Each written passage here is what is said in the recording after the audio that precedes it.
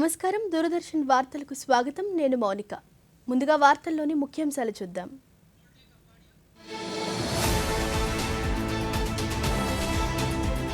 భారత అంతరిక్ష రంగంలో కీలక అధ్యాయానికి నాంది నింగిలోకి దూసుకుపోయిన తొలి ప్రైవేట్ రాకెట్ విక్రమ్-1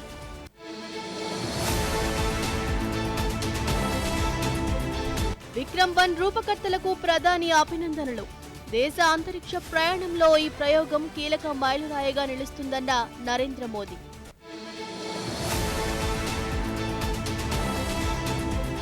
ఓటరు జాబితాలో పేరు లేనంత మాత్రాన పౌరసత్వం రద్దు కాదన్న సుప్రీంకోర్టు వ్యక్తుల పౌరసత్వాన్ని నిర్ధారించే అధికారం కేంద్ర ప్రభుత్వానిదేనని స్పష్టీకరణ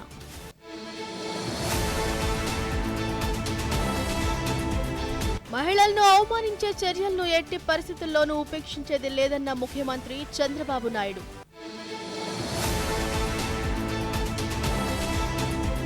పూరిలో 3వ రోజు కొనసాగుతున్న జగన్నాథ రథయాత్ర తక్కువ ఖర్చుతో ప్రపంచ స్థాయి సాంకేతికతను సాధించిన భారత అంతరిక్ష పరిశోధన సంస్థ ఇస్రో దేశానికి ఎన్నో చారిత్రాత్మక విజయాలు అందించింది. ఇప్పుడు ఆ వారసత్వాన్ని అందిపుచ్చుకుంటూ మిషన్ ఆగమన్ పేరుతో ప్రైవేటు రంగానికి భాగస్వామ్యం కల్పించింది. ఈ క్రమంలో పూర్తి స్వదేశీ పరిజ్ఞానంతో ప్రైవేటుగా అభివృద్ధి చేసిన విక్రమ్-1 ఆర్బిటల్ క్రాస్ రాకెట్ విజయవంతంగా అంతరిక్షంలోకి దూసుకుపోయింది. ఆ విశేషాలు ఇప్పుడు చూద్దాం. భారత అంతరిక్ష పరిశోధన రంగం మరో కీలక ముందడుగు వేసింది. పూర్తి స్వదేశీ పరిజ్ఞానంతో ప్రైవేటుగా రూపొందించిన విక్రమ్-1 తొలి రాకెట్ ను విజయవంతంగా అంతరిక్షంలోకి పంపింది. నిర్ణీత కక్షలోకి ఉపగ్రహాలను ప్రవేశపెట్టగల తొలి ప్రైవేట్ రాకెట్ ఇదే కావటం విశేషం. హైదరాబాద్ కు చెందిన అంతరిక్ష అంకుర సంస్థ స్కైరూట్ ఏరోస్పేస్ విక్రమ్-1 ను రూపొందించింది. దీనికి సంబంధించిన సాంకేతికతను దేశీయంగానే అభివృద్ధి చేయటం, వినియోగించడం విశేషం. తిరుపతి జిల్లా శ్రీహరికోటలోని సతీష్ ధవన్ అంతరిక్ష కేంద్రం షార్లో మిషన్ ఆగమన్ పేరిట చేపట్టిన విక్రమ్-1 ప్రయోగంతో భారత అంతరిక్ష పరిశోధన రంగంలో సరికొత్త అధ్యాయం ప్రారంభమైంది. విక్రమ్-1 రాకెట్ ద్వారా 4 చిన్న ఉపగ్రహాలు, మరో 2 చిన్న పేలోడ్లను అంతరిక్షంలోకి పంపించారు. అదేవిధంగా ప్రధానమంత్రి నరేంద్ర మోదీ స్వయంగా వందే మాతరం అని రాసి పంపిన ప్రత్యేక పోస్ట్ కార్డును విక్రమ్-1 తీసుకెళ్లింది. అదేవిధంగా ఇస్రో మాజీ చైర్మన్లు, శాస్త్రవేత్తలు, భారతీయ వ్యోమగాములు, ఇతరులు పంపిన డజన్ల కొద్దీ చేతిరాత పోస్ట్ కార్డులను సైతం ప్రత్యేక పేలోడ్ బాక్సులో అంతరిక్షంలోకి పంపించారు. వీటితో పాటు కాస్మోస్ డైమండ్ సంస్థ రూపొందించిన కాస్మిక్ బ్లూమ్ ఆర్ట్ వర్క్ కూడా ఈ పేలోడ్లో అంతరిక్షంలోకి వెళ్లింది. అంతరిక్ష రంగంలో దేశ అభివృద్ధికి దోహదపడిన మహనీయులను గౌరవించడమే దీని వెనుకున్న ఉద్దేశమని స్కైరూట్ ఏరోస్పేస్ తెలిపింది. అలాగే సూక్ష్మ కళాకారుడు తెలంగాణలోని వరంగల్ కు చెందిన అజయ్ కుమార్ రూపొందించిన విక్రమ్-1 రాకెట్ సూక్ష్మ ప్రతిరూపాన్ని కూడా నింగిలోకి పంపారు. దానిపై sir C V Raman, Vikram Sarabhai, A P J Abdul కలాంల సూక్ష్మ రూపాలను రూపొందించారు. అంతరిక్ష రంగంలో తీసుకువచ్చిన సంస్కరణలు భారత అంతరిక్ష విధానం 2023 మేరకు ఈ రంగంలో ప్రైవేట్ భాగస్వామ్యాన్ని మరింత పెంచారు. తద్వారా ఆవిష్కరణలు, పెట్టుబడులను ప్రోత్సహిస్తున్నారు. ఈ నేపథ్యంలో దేశంలో మొట్టమొదటి ప్రైవేటుగా అభివృద్ధి చేసిన విక్రమ్-1 అంతరిక్షంలోకి దూసుకుపోయింది. ఈ మిషన్ దేశంలో పెరుగుతున్న వాణిజ్య ప్రయోగ సామర్థ్యాలను, స్వదేశీ ఆవిష్కరణలను మరింత ప్రోత్సహిస్తుందని ఇస్రో శాస్త్రవేత్తలు భావిస్తున్నారు. అంతేకాదు ప్రపంచ అంతరిక్ష కేంద్రంగా భారతదేశ స్థానాన్ని బలోపేతం చేస్తుందని చెబుతున్నారు. భారత అంతరిక్ష రంగం కీలక అధ్యాయానికి నాంది పలికింది. తొలిసారిగా ప్రైవేట్ ఏరోస్పేస్ సంస్థ స్కైరూట్ ఏరోస్పేస్ పూర్తి స్వదేశీ పరిజ్ఞానంతో రూపొందించిన తొలి ఆర్బిటల్ క్లాస్ రాకెట్ విక్రమ్-1 ను విజయవంతంగా ప్రయోగించింది. తిరుపతి జిల్లా శ్రీహరికోటలోని సతీష్ ధవన్ అంతరిక్ష కేంద్రం నుంచి ఈరోజు మిషన్ ఆగమన్ పేరుతో చేపట్టిన ఈ ప్రయోగంలో విక్రమ్-1 రాకెట్ నిర్దేశిత సమయానికి కాస్త ఆలస్యంగా నిప్పులు చిమ్ముతూ నింగిలోకి దూసుకుపోయింది. వాస్తవానికి ఈరోజు ఉదయం 11:30 ఈ ప్రయోగం చేపట్టాల్సింది. కానీ చివరి నిమిషంలో సాంకేతిక సమస్య తలెత్తడంతో ప్రయోగానికి అంతరాయం ఏర్పడింది. చేపట్టింది. ఇంధన ప్రక్రియలో తలెత్తిన సాంకేతిక సమస్యను గుర్తించిన శాస్త్రవేత్తలు దానిని సరిచేసిన అనంతరం 35 నిమిషాల ఆలస్యంగా ప్రయోగాన్ని చేపట్టారు. సుమారు 65 అడుగుల ఎత్తుతో రూపొందించిన విక్రమ్-1 పూర్తిగా కార్బన్ కాంపోజిట్ నిర్మాణంతో తయారైంది. దేశీయంగా అభివృద్ధి చేసిన 3D ప్రింటెడ్ ఇంజిన్లు, ఘన ఇంధన బూస్టర్లతో పనిచేసే ఈ రాకెట్ 350 కిలోల వరకు చిన్న ఉపగ్రహాలను 450 కిలోమీటర్ల ఎత్తులో ఎర్త్ ఆర్బిట్లో ప్రవేశపెట్టే సామర్థ్యం కలిగి ఉంది. अंकित कर दिया है. Hello space, we have arrived. Mission Aagaman పేరుతో చేపట్టిన విక్రమ్-1 ప్రయోగం విజయవంతం కావడం పట్ల ప్రధాని నరేంద్ర మోదీ హర్షం వ్యక్తం చేశారు. ఈ ప్రయోగాన్ని భారత అంతరిక్ష ప్రయాణంలో చారిత్రాత్మక ముందడుగుగా ఆయన అభివర్ణించారు. అంతేకాదు, దేశ అంతరిక్ష ప్రయాణంలో ఈ ప్రయోగం కీలక మైలురాయిగా నిలుస్తుందని పేర్కొన్నారు. దేశంలో ప్రైవేటు ఏరోస్పేస్ సంస్థ స్కై రూట్ ఏరోస్పేస్ తొలిసారి రూపొందించిన విక్రమ్-1 ఆర్బిటల్ రాకెట్ యువతలోని ప్రతిభ, పట్టుదల, పారిశ్రామిక స్ఫూర్తిని చాటి చెబుతుందని తెలిపారు. అంతరిక్ష రంగ సంస్కరణలు, ఆవిష్కరణలు యువతకు కొత్త అవకాశాలను ఎలా కల్పిస్తున్నాయో కూడా ఇది స్పష్టం చేస్తోందన్నారు. ఈ మేరకు సామాజిక మాధ్యమంలో ప్రధాని పోస్ట్ చేశారు.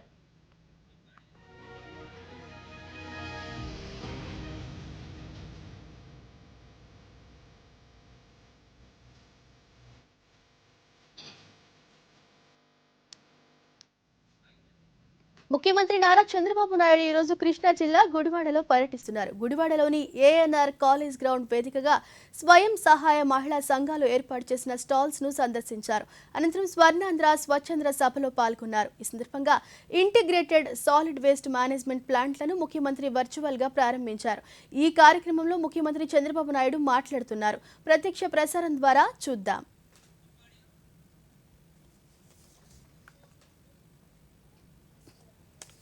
గాజులు తీసి నేరుగా అమరావతికి డొనేట్ చేసిందంటే అది స్ఫూర్తిదాయకం.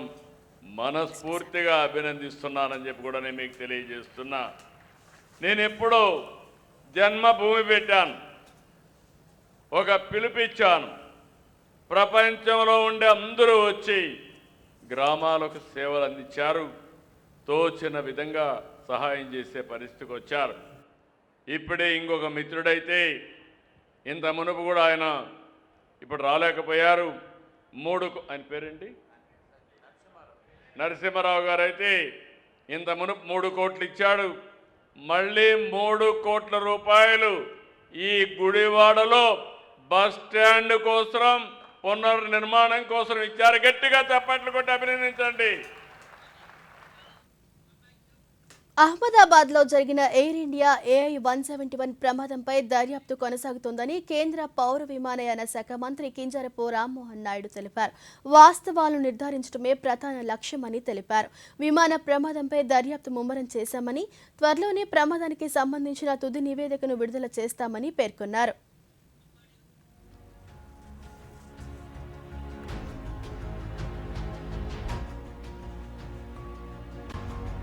का इन्वेस्टिगेशन अभी जारी है. हमारी तरफ से भी कोशिश है कि जितना जल्दी हो सके उसको भी पूरा करके फाइनल रिपोर्ट उसका आ जाए.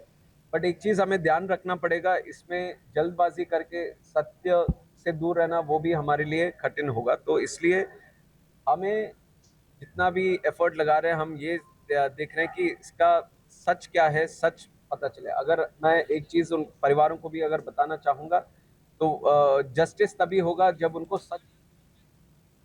సమర్థ పాలనకు బలమైన వ్యవస్థలే పునాదని రాష్ట్ర ఉప ముఖ్యమంత్రి కె పవన్ కళ్యాణ్ పేర్కొన్నారు. రాష్ట్ర ప్రభుత్వం గ్రామీణ పాలనలో నెలకొల్పుతున్న సుపరిపాలనకు నిదర్శనంగా ఆంధ్రప్రదేశ్లోని 23 గ్రామ పంచాయతీలు ప్రతిష్టాత్మక ISO 9001-2015 సర్టిఫికేట్ సాధించడం రాష్ట్రానికి గర్వకారణమని సామాజిక మాధ్యమం వేదికగా పేర్కొన్నారు.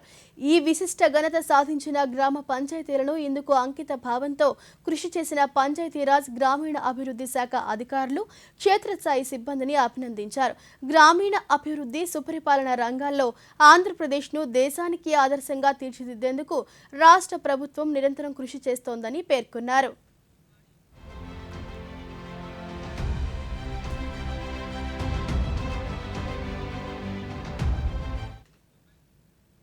గుంటూరు కృష్ణబాబు కాలనీలో మహిళపై దాడి ఘటన తనను తీవ్రంగా కలిచివేసిందని రాష్ట్ర ముఖ్యమంత్రి నారా చంద్రబాబు నాయుడు పేర్కొన్నారు. ఏ మహిళనైనా అవమానించే చర్యలను ఎట్టి పరిస్థితుల్లోనూ సహించబోమని, ఇలాంటి సంఘటనలకు సమాజంలో తావులేదని స్పష్టం చేశారు. ఘటనపై వెంటనే కఠిన చర్యలు తీసుకోవాలని అధికారులను ఆదేశించినట్లు సామాజిక మాధ్యమం వేదికగా ముఖ్యమంత్రి తెలిపారు. నిందితుడిపై క్రిమినల్ కేసు నమోదు చేసి అరెస్టు చేశారని, ఘటనకు సంబంధం ఉన్న వ్యక్తిని పార్టీ నుంచి సస్పెండ్ చేస్తున్నట్లు వెల్లడించారు. చట్టం ముందు అందరూ సమానమేనని, రాజకీయ పార్టీల పేరు చెప్పుకుని తప్పులు చేయాలనుకునే వారికి ఎలాంటి రక్షణ ఉండదని స్పష్టం చేశారు. ఆంధ్రప్రదేశ్లోని ప్రతి మహిళకు గౌరవం, భద్రత కల్పించే విషయంలో ప్రభుత్వం అండగా నిలుస్తుందని ముఖ్యమంత్రి చంద్రబాబు స్పష్టం చేశారు.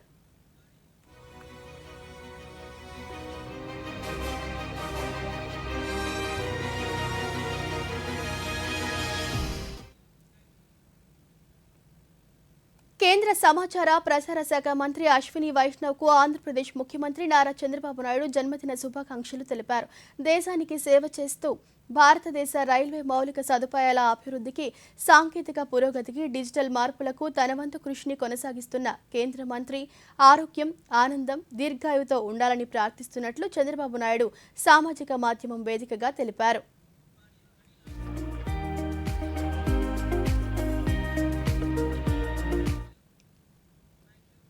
అనకాపల్లి డివిజన్లోని చోడవరం రేంజ్, శంకరం పంచాయతీ పరిధిలోని రాజంపేట గ్రామంలో గుర్తించిన కింగ్ కోబ్రా గూడును స్థానికులు, ఆంధ్రప్రదేశ్ అటవీ శాఖ, తూర్పు కనుమల వన్యప్రాణి సంఘం సమిష్టి కృషితో రక్షించారు. ఆంధ్రప్రదేశ్ అటవీ శాఖ హనుమాన్ కార్యక్రమం ద్వారా వన్యప్రాణుల సంరక్షణను బలోపేతం చేస్తూ ప్రజలు, వన్యప్రాణుల మధ్య సామరస్యపూర్వక సహజీవనాన్ని ప్రోత్సహిస్తోంది. ఈ నేపథ్యంలోనే విజయవంతంగా గుడ్లు పొదిగే వరకు గూడును జాగ్రత్తగా పర్యవేక్షించి, రక్షించి భద్రపరిచారు. పొదిగిన 24 కింగ్ కోబ్రా పిల్లలన్నింటినీ శంకరం రిజర్వ్ ఫారెస్ట్లో సురక్షితంగా విడుదల చేశారు.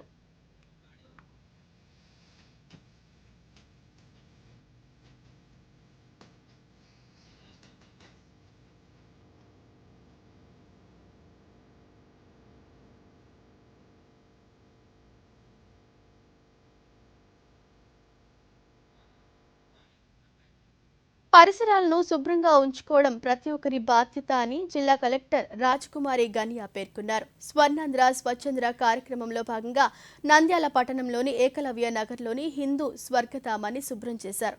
ఈ సందర్భంగా కలెక్టర్ మాట్లాడుతూ దేశం అభివృద్ధి చెందాలంటే యువత చైతన్యంతో ముందుకు సాగాలన్నారు. నంద్యాల పట్టణాన్ని ప్లాస్టిక్ రహిత, స్వచ్ఛమైన పట్టణంగా తీర్చిదిద్దేందుకు ప్రతి ఒక్కరూ కృషి చేయాలన్నారు.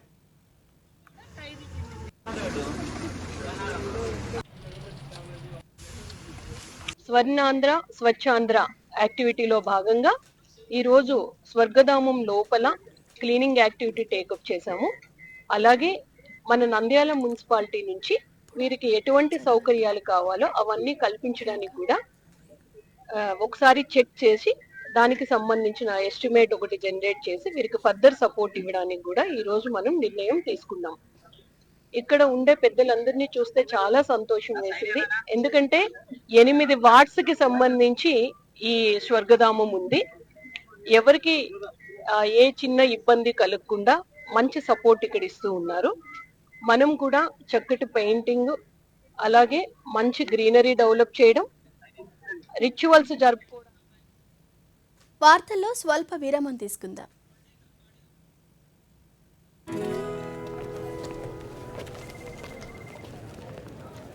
Customer service.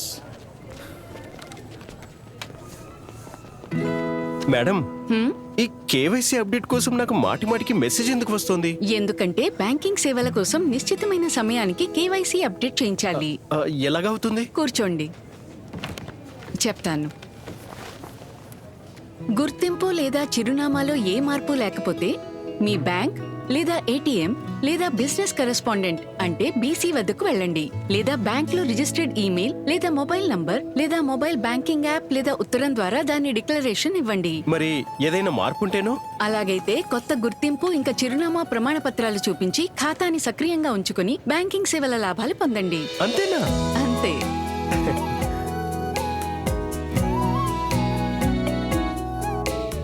ఆర్బీఐ అంటుంది, విషయాలు తెలుసుకోండి, జాగరూకంగా ఉండండి. ఒడిశాలోని పూరిలో ప్రపంచ ప్రసిద్ధి చెందిన జగన్నాథ రథయాత్ర ఈరోజు 3వ రోజుకు చేరుకుంది. గుండిచ ఆలయం ముందు బలభద్రుడు, జగన్నాథుడు, సుభద్రాదేవిల 3 రథాలపై భక్తులు దర్శనం చేసుకుంటున్నారు. భారీ సంఖ్యలో తరలివచ్చే భక్తులకు ఎలాంటి అసౌకర్యం కలగకుండా వారి రాకపోకలకు సులభతరం చేయడానికి పూరి పోలీసులు పటిష్ట చర్యలు చేపట్టారు.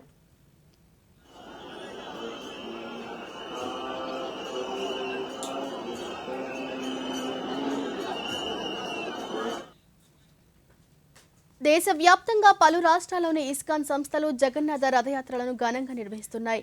పశ్చిమ బెంగాల్ రాజధాని కోల్కతాలోని ఇస్కాన్ సంస్థ వరుసగా 55వ సంవత్సరం జగన్నాథ రథయాత్రను ఈరోజు ఉదయం ప్రారంభించింది. ఈ యాత్రలో భక్తులు విశేష సంఖ్యలో పాల్గొన్నారు. విశ్వాసం, భక్తి, సాంప్రదాయాల కలయికతో కూడిన ఈ వేడుకలో వేలాది మంది భక్తులు పాల్గొని జగన్నాథుని రథాన్ని ముందుకు లాగుతూ తమ భక్తి ప్రపత్తులను చాటుకున్నారు. జగన్నాథుడు, బలభద్రుడు, సుభద్రలకు అడుగడుగున భక్తులు నీరాజనాలు సమర్పించారు.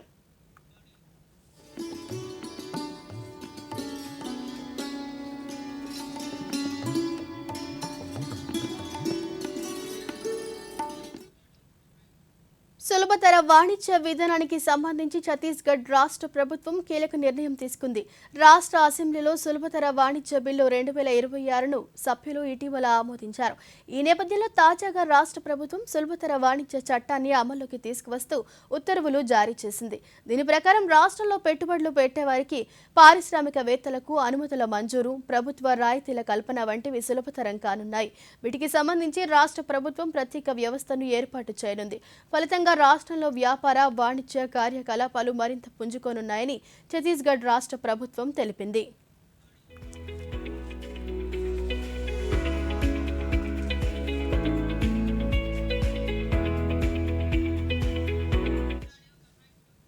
ఓటరు జాబితాల ప్రత్యేక సమగ్ర సవరణలో ఓటరు పేరు తొలగించినంత మాత్రాన పౌరసత్వం రద్దయినట్టు కాదని సుప్రీంకోర్టు స్పష్టం చేసింది. పౌరసత్వాన్ని నిర్ధారించే తుది రాజ్యాంగబద్ధ సంస్థ ఎన్నికల సంఘం కాదని పేర్కొంది. ఒకవేళ దేశ పౌరుడు కాడేమోనన్న అనుమానంతో ఎవరి పేరునైనా తొలగిస్తే ఆ విషయాన్ని కేంద్ర ప్రభుత్వానికి ఎన్నికల కమిషన్ తెలియజేయాల్సి ఉంటుందని తెలిపింది. వారి పౌరసత్వ హోదాను నిర్ధారించాల్సిందిగా కోరుతూ కేంద్ర ప్రభుత్వానికి దరఖాస్తు చేయడం ఎన్నికల సంఘం కర్తవ్యమని పేర్కొంది. పశ్చిమ బెంగాల్లో కారణంగా ఓటు హక్కు కోల్పోయిన వారు దాఖలు చేసిన పిటిషన్ల కోసం ఏర్పాటైన అప్పీలేట్ ట్రైబ్యునల్ల పనితీరును మెరుగుపరచాలని కోరుతూ దాఖలైన వ్యాజ్యంపై సుప్రీంకోర్టు ఈ వ్యాఖ్యలు చేసింది.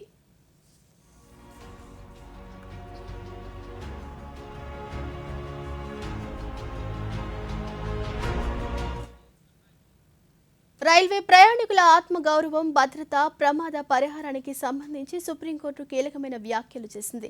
సెకండ్ క్లాస్ శ్రేణిలో ప్రయాణించే వారిని ఇకపై 2వ తరగతి ప్రయాణికులని సంబోధించవద్దని రైల్వే శాఖను ఆదేశించింది. క్లాస్ అనే విభజన కేవలం రైలు కోచ్లకు మాత్రమే పరిమితం కావాలని, మనుషులకు కాదని justice Sanjay Karol, justice N Kotiswar సింగ్లతో కూడిన ధర్మాసనం స్పష్టం చేసింది. ప్రయాణికులను అలా పిలవడం రాజ్యాంగం కల్పించిన సమానత్వ స్ఫూర్తికి విరుద్ధమని పేర్కొంది. ఇది గత చరిత్రలోని వర్గ విభజనలు గుర్తు చేస్తోందని ధర్మాసనం వ్యాఖ్యానించింది.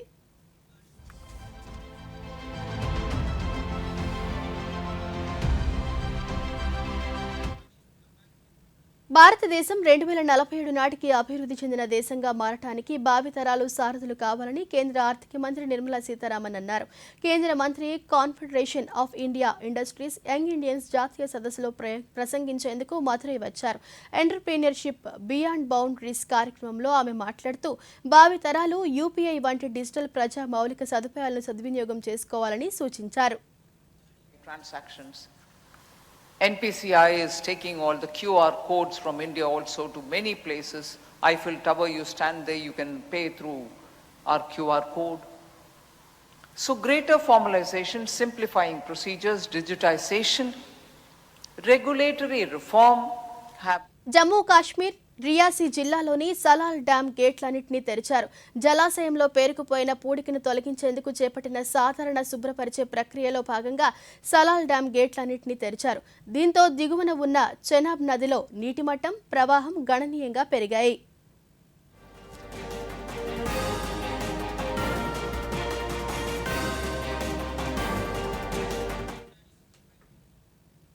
జమ్మూ కాశ్మీర్లోని శ్రీనగర్లో దాల్ సరస్సు పర్యాటకులను విశేషంగా ఆకట్టుకుంటోంది.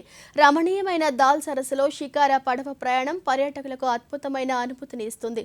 కొండల మధ్య హౌస్ బోట్ల నడుమ ప్రశాంతమైన వాతావరణంలో ఈ ప్రయాణం సాగుతుంది.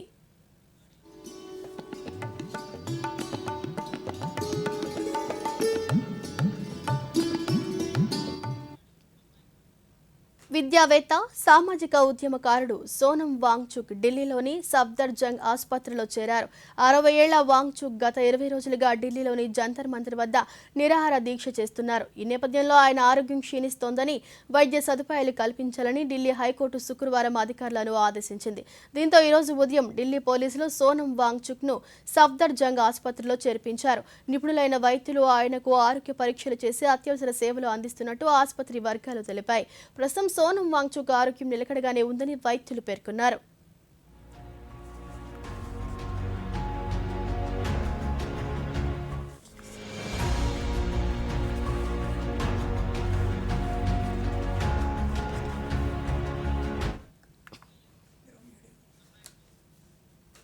ఫిఫా ప్రపంచ కప్ తుది పోటీ రేపు జరగనుంది. అమెరికాలోని న్యూజెర్సీలో జరగనున్న తుది పోరులో అర్జెంటీనా, స్పెయిన్ జట్లు తలపడనున్నాయి. అయితే ఫుట్బాల్ క్రీడాభిమానులు అమెరికా క్యూ కట్టారు. ఆ దేశంలోని వారే కాకుండా పలు దేశాలకు చెందిన ఫుట్బాల్ ప్రియులు న్యూజెర్సీకి చేరుకుంటున్నారు. మరోవైపు ఫిఫా ప్రపంచ కప్ నేపథ్యంలో అమెరికాలోని పలు రాష్ట్రాల్లో ఫుట్బాల్ క్రీడాభిమానులు సంబరాలు చేసుకుంటున్నారు. మ్యాన్ హాటన్లోని రాక్ ఫెల్లర్ సెంటర్లో జరిగిన ఫిఫా ఫ్యాన్ ఫెస్టివల్లో ప్రపంచ వ్యాప్తంగా ఉన్న అభిమానులు తమ జట్ల జెర్సీలను ధరించి మద్దతు ప్రకటిస్తూ సంతోషం వ్యక్తం చేశారు.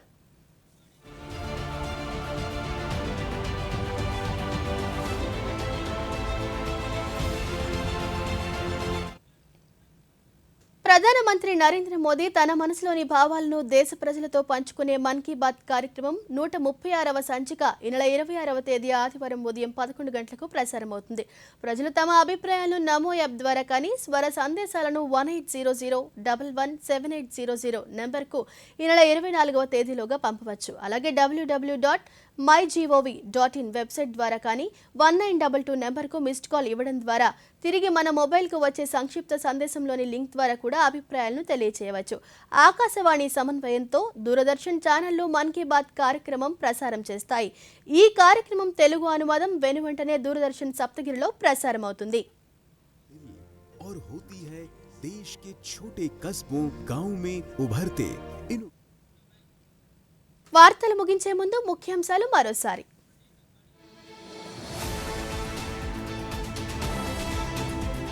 భారత అంతరిక్ష రంగంలో కీలక అధ్యాయానికి నాంది. నింగిలోకి దూసుకుపోయిన తొలి ప్రైవేట్ రాకెట్ విక్రమ్ 1.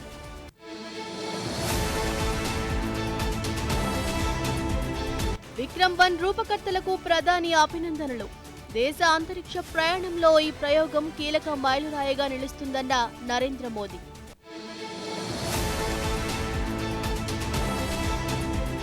ఓటరు జాబితాలో పేరు లేనంత మాత్రాన పౌరసత్వం రద్దు కాదన్న సుప్రీంకోర్టు. వ్యక్తుల పౌరసత్వాన్ని నిర్ధారించే అధికారం కేంద్ర ప్రభుత్వానిదేనని స్పష్టీకరణ.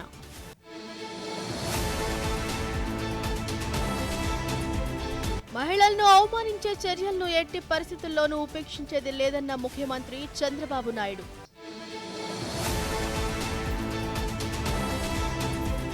పూరిలో 3వ రోజు కొనసాగుతున్న జగన్నాథ రథయాత్ర. ఈ వార్తలు ఇంతటితో సమాప్తం. నమస్కారం.